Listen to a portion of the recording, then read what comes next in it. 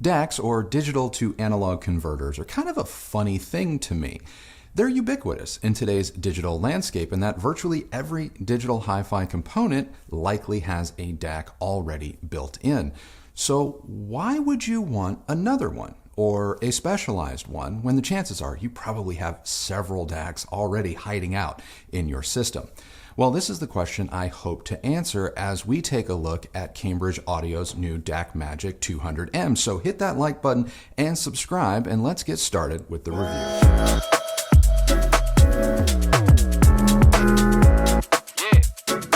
The DacMagic 200M replaces the older DacMagic Plus. And what's new about the 200M? Well, the most notable inclusion is now MQA support. Yes, that's right. The 200M can decode and playback MQA files, which is a first for Cambridge Audio. And you know you're listening to the good stuff when the MQA light on the front panel of the 200M glows blue or green. Yes, the light does change based on the signal quality. The inclusion of MQA isn't the only update to the 200M. The 200M now uses dual ESS DACs over the previous generation's Wolfenson design. Signal to noise has improved, so has total harmonic distortion. Hell, even the headphone amplifier has undergone an update. And in addition to MQA, you're also going to find Bluetooth. The 200M, like its predecessor, is a capable DAC preamp. That's right, if you're an all-digital music listener, the 200M can sit between your sources and your power amplifier and control the volume of your system, albeit manually. And the 200M doesn't look that different from its predecessor. It's still the same shape, size, and weight, and I doubt many would be able to tell the two DACs apart, which I don't mind, as I've always found the DacMagic to be a minimalist design, one that I really like, and I'm happy that Cambridge saw it fit not to change it. In terms of setup, I find that the 200M is a complete standout in a desktop system, which I'm going to talk about in just a moment. But can you use it in a traditional two-channel system? Yes. Yes, you can. And if you have a more analog-focused setup, whether that be separates or an integrated, or you're a little bit more on the budget side of things or are looking to enhance the performance of maybe older gear, the DacMagic 200M makes perfect sense. Now, the reason why we're not going to be talking about it in our main system very much in this review is because a lot of our components are already, well, pretty good in the digital to analog conversion department. Take, for instance, our name Unity Atom. There wasn't as much of a difference, if a difference at all, when adding the 200M into the signal chain than with it, well, not in it. So it became a bit redundant. So if you're got a system and you're already playing in the digital realm at a pretty high level, the 200M may not bring you noticeable changes. But if you're an entry-level listener or have entry-level gear, the 200M makes perfect sense. But as a desktop solution, let's get into the really good stuff. Now, we just upgraded all of our computers to the new M1 Mac Minis, and the 200M looks right at home next to that tiny machine, though sadly their color schemes no longer match. But I was able to connect the Mac Mini to the 200M via a USB cable, and I connected my Tannoy Gold 5 powered monitors to the 200M using balanced and unbalanced connections to test both ways, though admittedly not at the same time. I streamed all of my music from Tidal through Roon, which worked with the 200M flawlessly, and as for headphones, I relied on my Andover Audio PM50s. Now, if you have an M1 Mac, I don't need to tell you that the headphone jack on that tiny computer isn't the best. So the inclusion of the 200M with headphones as good as the PM50s was a major upgrade. So how does the 200M sound? Well, for me, this is where things get interesting, because I'm not one of those people that believe that DACs can completely transform the sound of one's system.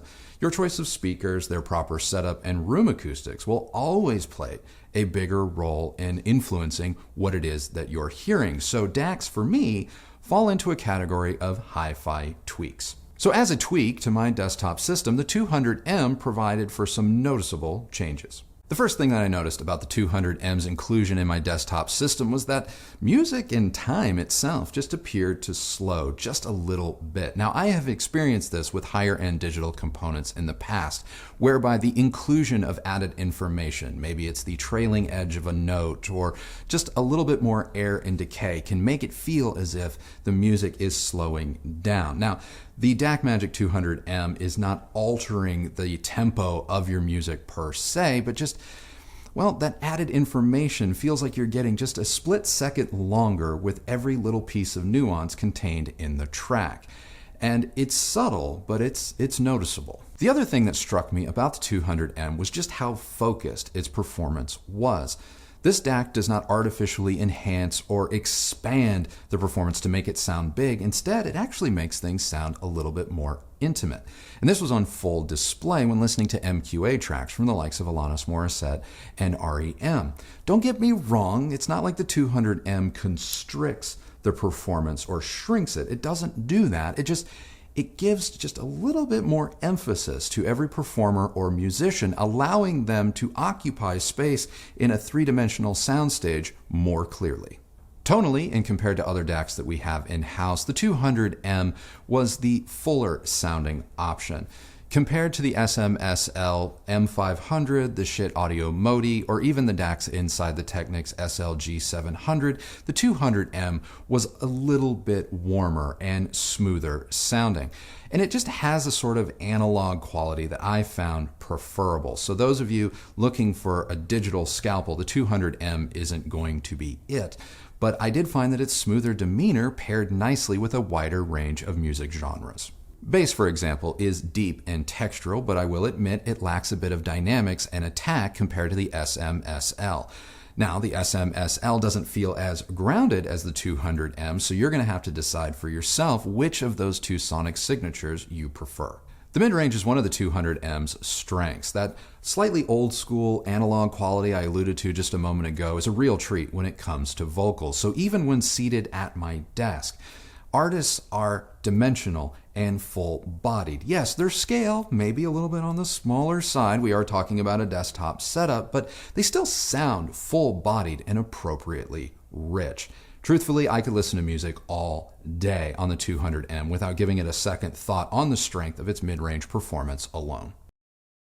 High frequencies are one area that I feel may divide the class as it relates to the 200M's sound, because they are just a little bit dry. So the cymbals in songs like Michael Jackson's Who Is It or Kygo's Firestone don't ring or shimmer the way that they can through other DACs. The good news is that the high frequencies never become forward or fatiguing, but if you're looking for that bit of high frequency snap or energy, this isn't going to be the DAC for you. But the high-frequency performance of the 200M sits in perfect alignment with the rest of its sonic character, and I doubt that the vast majority of you are going to notice or mind its slight roll-off or smoothing in this department, especially if this is your first go-around with a dedicated DAC. Like I said earlier, the 200M doesn't really change your system's soundstage, rather it just brings about a greater sense of focus. Now, dynamics are appropriate and natural rather than enhanced, so while not as snappy as the SM-SL or Technics, the 200M's dynamics sound more real.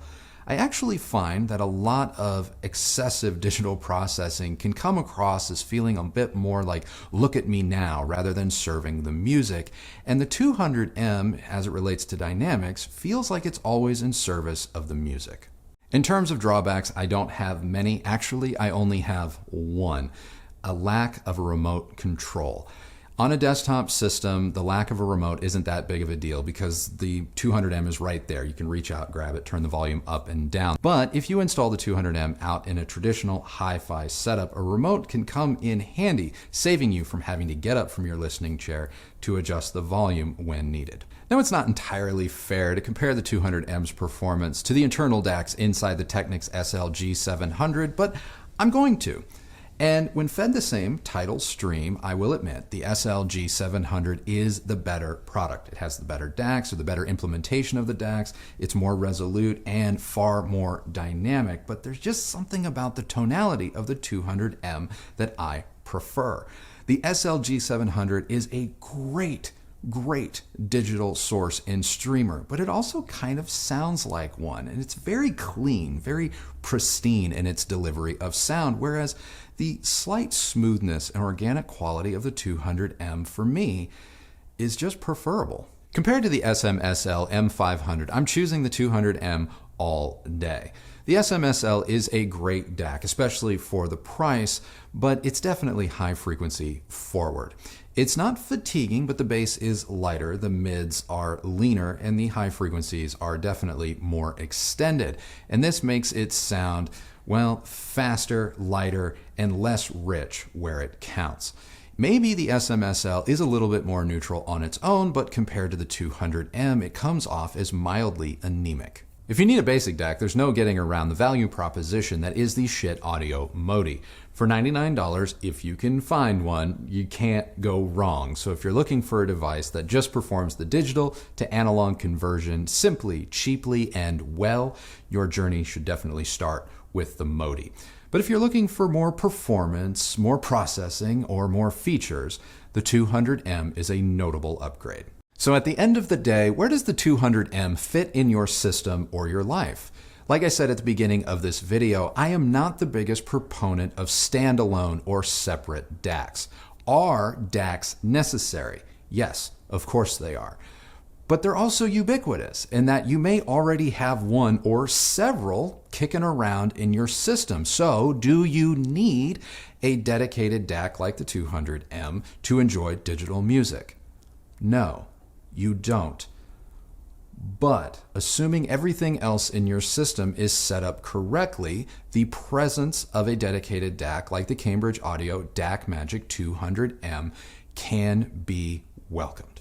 For the money, and for maybe older components or components of a budget nature or in a desktop setup, this is one DAC, preamp, and headphone amplifier that I wholeheartedly can get behind. It is so easy to appreciate the 200M's performance without needing to twist oneself into knots trying to justify its presence, let alone its price. The 200M is a DAC that I would urge you to try before potentially spending more money on something else. So that's it. That is my review of the Cambridge Audio DacMagic 200M. What did you guys think? Let me know down in the comments below. And my question of the day for you is this: where do you fall on the topic of DACs? Do you see them as the end-all be-all, or are they more of a tweak meant to bring you that incremental improvement in your system? I want to know. Let me know. Sound off in the comments below. If you like this video, please do give it a thumbs up, like, and subscribe. Ring that bell so that you're notified when new videos come out. If you used any of the links that Christy left for you down below, know that that is a great way that you have continued to show your support for this channel and the work that we do here, and we both thank you all very much. Follow me on Instagram at Recovering Audiophile, and that is it for me today and the DacMagic. So remember, the only person who has to like the sound of your system is you. So happy listening, everybody. Thank you so much for watching, and we will see you on the next video. Bye.